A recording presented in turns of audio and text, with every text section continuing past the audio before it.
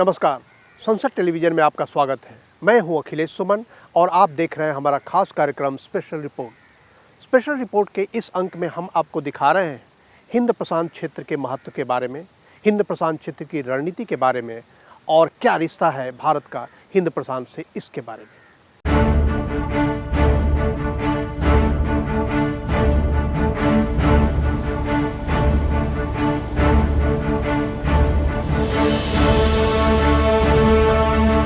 हिंद प्रशांत दुनिया का वो क्षेत्र है जो अमेरिका के पश्चिमी समुद्री तटों से लेकर अफ्रीका के पूर्वी समुद्री तटों तक फैला है। जैसा कि नाम से जाहिर है, यह हिंद महासागर और मध्य तथा पश्चिमी प्रशांत महासागर का एक सतत विस्तार है, जिसके आर्थिक और रक्षा सुरक्षा हित समान हैं। दुनिया के नक्शे पर अगर देखें तो इस इलाके में अमेरिका से लेकर चीन, पूरा का पूरा आसियान ब्लॉक, जापान, दक्षिण और उत्तर Korea, Bharat, Sri Lanka, Maldives, Tanzania, Malawi, Madagascar, Taiwan, Philippines, Australia, Papua New Guinea, Bangladesh, New Zealand, Nepal और भूटान के अलावा मॉरिशस, सेशल्स और सोमालिया जैसे देश भी आते हैं। आप कह सकते हैं कि अंटार्कटिक के ऊपर का आधा और उससे लगे सारे इलाके हिंद प्रशांत भौगोलिक और राजनीतिक क्षेत्र में आएंगे। इस समुद्री क्षेत्र में करीब मछलियों की 3000 प्रजातियां, 500 तरह की प्रवाल शैल श्रेणियां, यानी समुद्र के भीतर कैल्शियम कार्बोनेट से बनी ठोस जालीदार चट्टान पंक्तियां हैं, जो प्राकृतिक तौर पर उपलब्ध और प्रवालों द्वारा उत्सर्जित कैल्शियम कार्बोनेट से अपने आप बनती हैं। वैसे ये छोटे जीवों की बस्तियां होती हैं जिनमें कई तरह के जलजीव पाए जाते हैं। शोध के लिए ये जगह बहुत ही उम्दा मानी जाती है। दुनिया की आर्थिक गतिविधियों को जोड़े रखने में हिंद प्रशांत क्षेत्र सबसे अहम माना जाता है। पूरी दुनिया का करीब आधा व्यापार इसी रास्ते से होता है। दुनिया का 62% जीडीपी इस इलाके के देशों में है। इसके अलावा ये क्षेत्र दुनिया के 44% भूभाग का मालिक है और इससे कम 38 देश प्रत्यक्ष तौर पर जुड़े हैं। तो इस वजह से भी यह इलाका दुनिया और भारत के लिए काफ़ी महत्वपूर्ण हो गया है। लेकिन सबसे रोचक बात यह भी है कि यह इलाका विविधताओं से भरा पड़ा है। इस क्षेत्र में जहां दुनिया के सबसे अमीर देश रहते हैं, उसी तरह इस क्षेत्र में दुनिया के गरीब देशों का भी वास होता है। इसमें जहां अमेरिका, जापान और ऑस्ट्रेलिया जैसे विकसित देश हैं, तो चीन और भारत जैसे सबसे बड़ी जनसंख्या वाले देश भी हैं। और इसके अलावा कुछ छोटे द्वीपीय देश हैं जिनकी संप्रभुता पर हमेशा खतरा बना रहता है।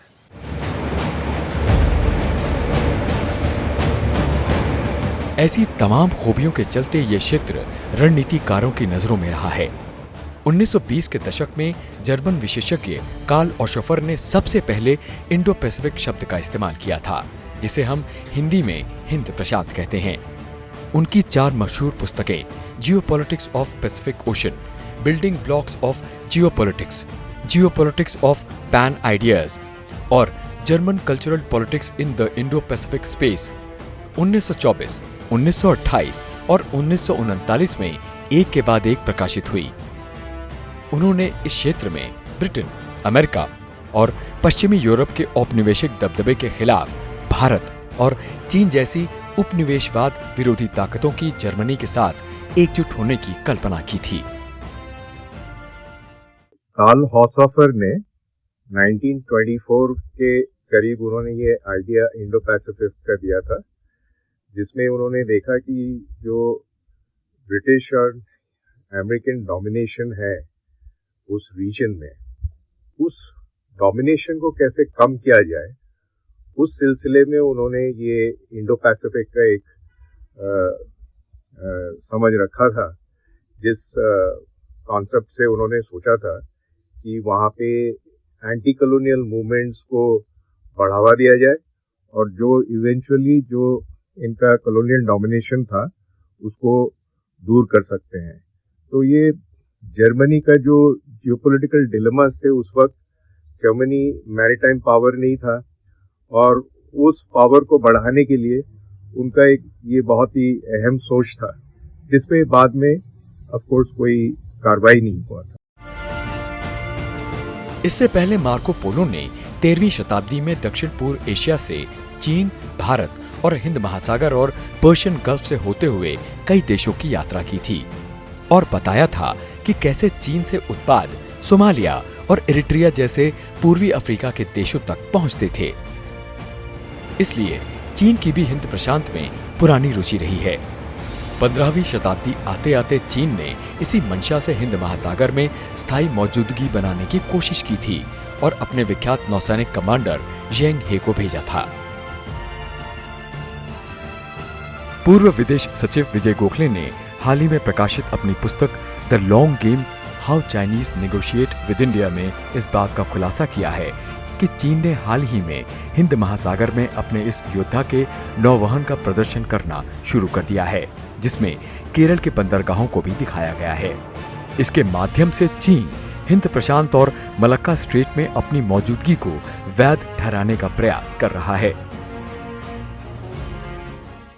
चीन की गतिविधियां जो हैं वो साउथ चाइना सी में काफ़ी बड़ी हैं और उसको रोकने के लिए ये बहुत ज़रूरी है कि जो कंट्रीज़ हैं इंडियन ओशन रीजन में और फिर जो वेस्टर्न पैसिफिक में और सदर्न पैसिफिक में कंट्रीज़ हैं वो सब इसको एक तरह से ही देखें, क्योंकि जो सी रूट्स ऑफ कम्युनिकेशंस हैं वो इंडियन ओशन के ऊपर पास करके और फिर वो मलाक्का स्ट्रेट से साउथ चाइना सी से होके और जापान की तरफ और यूएस की तरफ जाते हैं। तो इसके सिक्योरिटी डायमेंशन भी है और इसकी ट्रेड डायमेंशन भी है और जो जियो स्ट्रेटेजिक डायमेंशन है उसकी वजह से इंडो पैसिफिक जो है उसको काफ़ी ज़्यादा सपोर्ट आजकल मिल रहा है।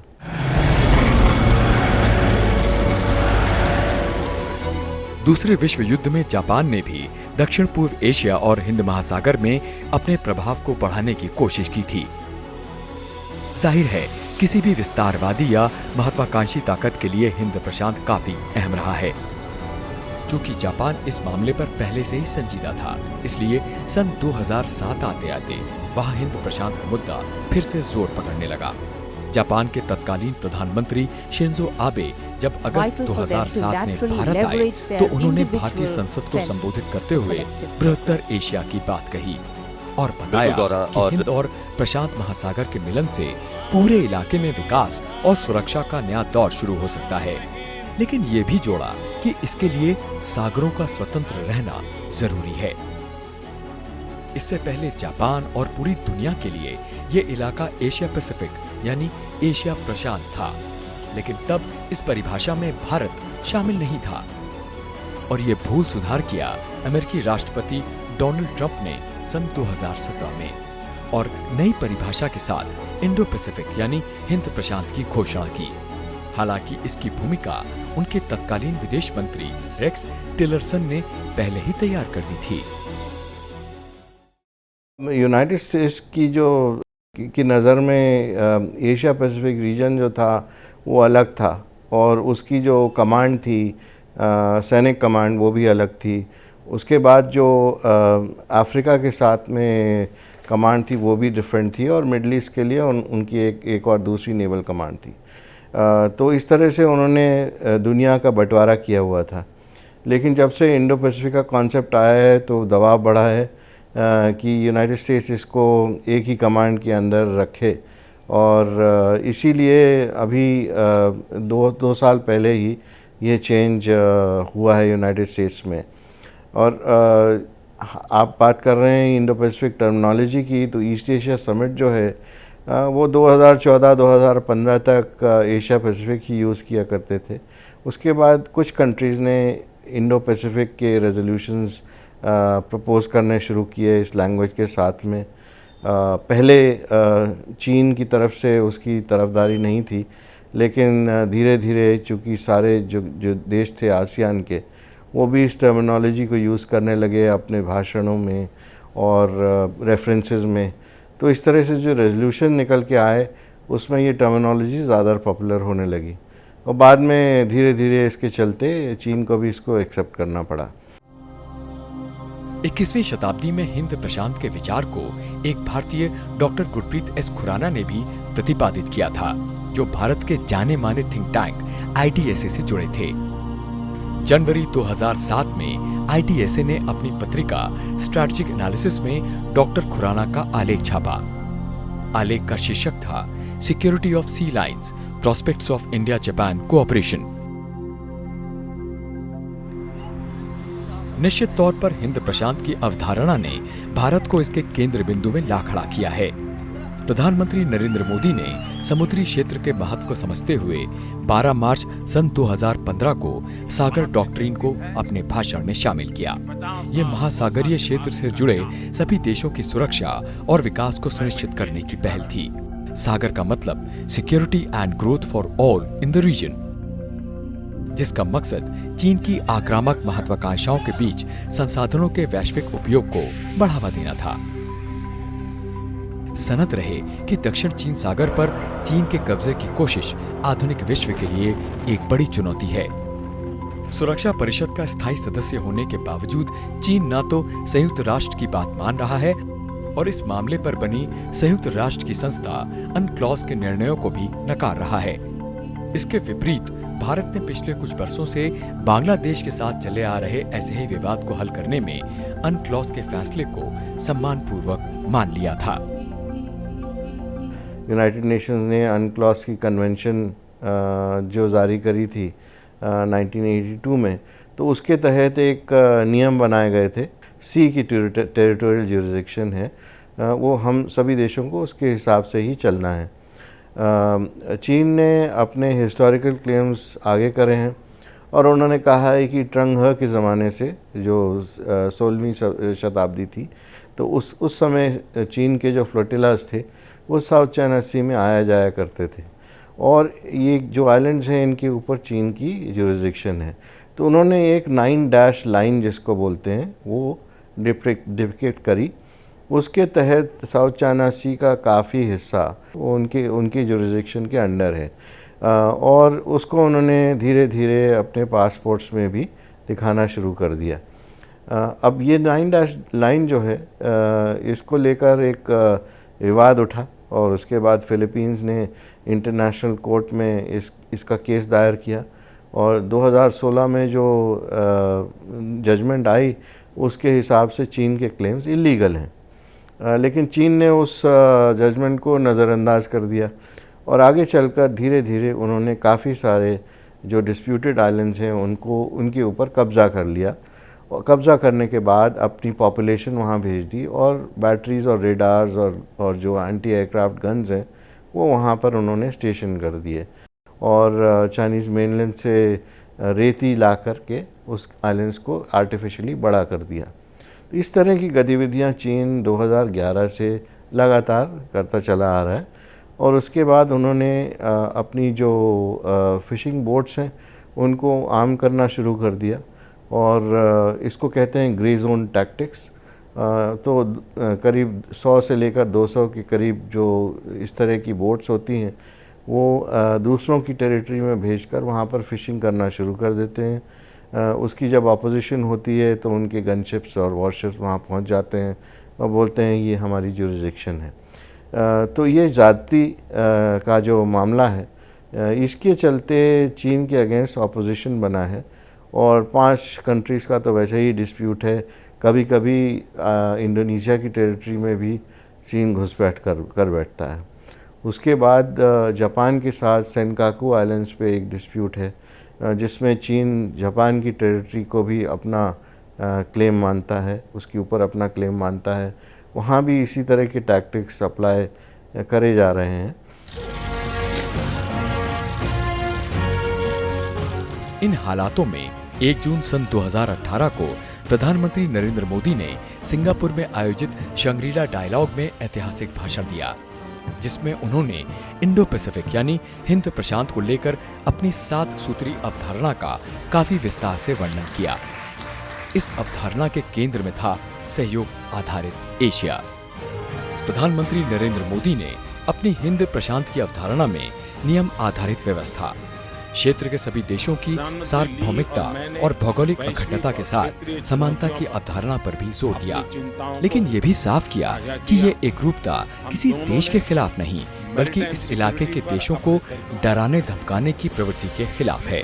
उन्होंने अपने भाषण में प्रस्तावित किया कि मुक्त, खुला और समावेशी हिंद प्रशांत, इस हिंद प्रशांत के केंद्र में आसियान, इसमें समान रूप से लागू नियम आधारित व्यवस्था बने, समुद्र पर सबका समान अधिकार हो, वस्तुओं और सेवाओं के व्यापार में सभी को समान अवसर मिले, संपर्क मार्गों के मार्फत सभी देशों की संप्रभुता और अखंडता सुनिश्चित हो, हिंद प्रशांत सहयोग से एशिया की तस्वीर बदले।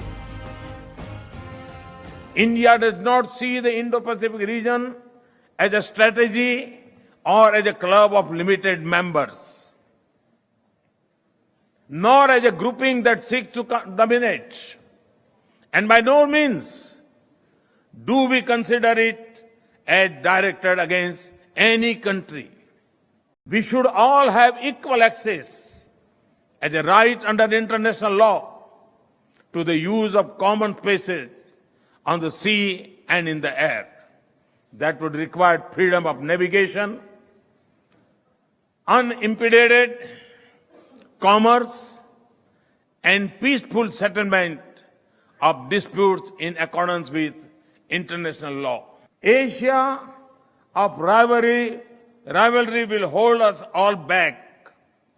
Asia of cooperation will shape this century. So each nation must ask itself, are its choice building a more united world or forcing new divisions? It is a responsibility that both existing and rising powers have. Competition is normal, but contents must not turn into conflicts. Differences must not be allowed to become disputes. नौवहन की आजादी, परस्पर संपर्क और भौगोलिक जुड़ाव को बढ़ावा देना इस अवधारणा के मूल में था, ताकि किसी एक देश का इस इलाके पर वर्चस्व न हो। फ्रीडम ऑफ नेविगेशन का मतलब ये हुआ कि साउथ चाइना सी जो है उस सब देशों के अपने अपने स्पेशल जोन्स होते हैं और अनक्लॉज के तहत उनके अपने जोन ईयरमार्क्ड हैं। जब चीन ने जो इलीगल क्लेम आगे करे हैं उसके तहत काफ़ी बड़ा हिस्सा साउथ चाइना सी का चीन अपना मानता है और उसके आगे चलते उन्होंने दो दूसरे कदम लिए हैं। एक तो हाइनान में उन्होंने एक अपनी कमांड, नेवल कमांड सेटअप करी है जिसके तहत उनके कोस्ट गार्ड और दूसरे जो वॉरशिप्स हैं वो वहाँ पर बेस्ड हैं और वो लगातार वहाँ से अपनी सॉर्टीज़ करते रहते हैं। दूसरा उन्होंने ये भी कहा है कि जो चीन की टेरिटरीज़ हैं जिसके ऊपर उनका इलीगल क्लेम है, अगर कोई दूसरा देश का पोत वहाँ से गुज़रे तो उनको नोटिफाई करना चाहिए और अगर कोई मर्चेंट शिप है तो उसको भी नोटिफाई करना चाहिए जो कि लीगल नहीं है। तीसरी बात यह है कि उन्होंने अपने कोस्ट गार्ड को अब पावर्स दिए हैं कि जो साउथ चाइना सी या दूसरा जो अपना टेरिटरी मानते हैं, अपनी ज्यूरिसडिक्शन मानते हैं, उसमें अगर दूसरे देशों के जो पोत हैं और जो शिप्स हैं वो वहाँ से अगर गुज़रे तो उनके इंटरडिक्शन की पावर उन्होंने अपने कोस्ट गार्ड को दी है। तो इसके चलते freedom of navigation definitely affected हुआ है और कई देश इससे बिल्कुल नाखुश। इस बीच हिंद प्रशांत की अवधारणा लगातार मजबूत होती गई। विदेश मंत्री डॉक्टर एस जयशंकर ने 7 सितंबर 2021 को ऑस्ट्रेलिया स्थित जेजी क्रॉफोर्ड ओरेशन में कहा कि हिंद प्रशांत की अवधारणा के पीछे अमेरिका और चीन का आत्म केंद्रित व्यवहार जिम्मेदार है। These developments centering around the United States and China are largely responsible for the concept of Indo-Pacific taking root so rapidly. The irony is that many of us who are perceived as taking the lead are actually coming to terms with a scenario that their actions have created. Looking back, it is apparent that the rationale for Asia Pacific was primarily and American focus on and primacy in the Far East. The Second World War, the revolution in China, the Korean War, the revival of Japan, and the Vietnam War were among its milestones. Relatively, the Indian Ocean became a strategic backwater, though it had its issues of salience.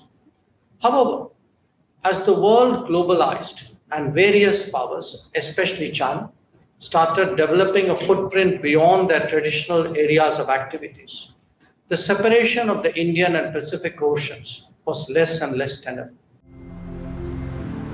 विदेश मंत्रालय ने भी हिंद प्रशांत की अवधारणा को महत्व देते हुए अप्रैल सन 2019 में एक अलग डिवीजन बनाया। सितंबर 2020 में विदेश मंत्रालय ने ओशिनिया डिवीजन बनाया, जिसका मकसद अंडमान समुद्र से पश्चिमी प्रशांत तक की स्थिति पर निगाह रखना और उसके लिए आवश्यक राजनीतिक सहयोग प्रदान करना है। इसके पहले 4 नवंबर सन 2019 को प्रधानमंत्री नरेंद्र मोदी ने बैंकॉक में ईस्ट एशिया समिट के समय इंडो पैसिफिक ओशंस इनिशिएटिव की घोषणा की। इसका मकसद सामुद्रिक इलाके में सुरक्षा और स्थायित्व कायम करने के अलावा सामुद्रिक संसाधनों का सदुपयोग, पर्यावरण की रक्षा और प्राकृतिक आपदा के समय एक दूसरे का सहयोग है। भारत ने हिंद प्रशांत की अवधारणा को फलीभूत करने के लिए क्वाड की स्थापना में बड़ी भूमिका अदा की और 27 सितंबर 2021 को वॉशिंगटन डीसी में हुई उसकी पहली शिखर वार्ता में प्रधानमंत्री नरेंद्र मोदी ने हिस्सा लिया। इसमें हिंद प्रशांत की बेहतरी के बारे में प्रस्ताव पारित किया गया। प्रधानमंत्री ने अपने भाषण में कहा था कि हम साथ मिलकर मुक्त, खुले और नियम आधारित व्यवस्था के लिए काम करेंगे, जो अंतर्राष्ट्रीय कानूनों से जुड़ा हो और दबाव तथा बाह उमेटने की प्रवृत्तियों से मुक्त हो। हम हिंद प्रशांत और उससे आगे भी सुरक्षा और संपन्नता को स्थापित करने के लिए काम करेंगे। हमारा क्वाड एक तरह से फोर्स फॉर ग्लोबल गुड की भूमिका में काम करेगा।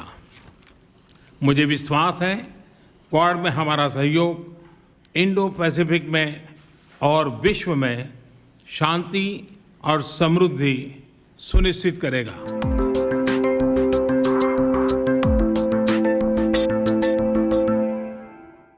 यह सच है कि हिंद प्रशांत के छोटे द्वीपीय देशों के लिए अपनी संप्रभुता को बचाना और संसाधन जुटाना काफ़ी टेढ़ी खीर होती है।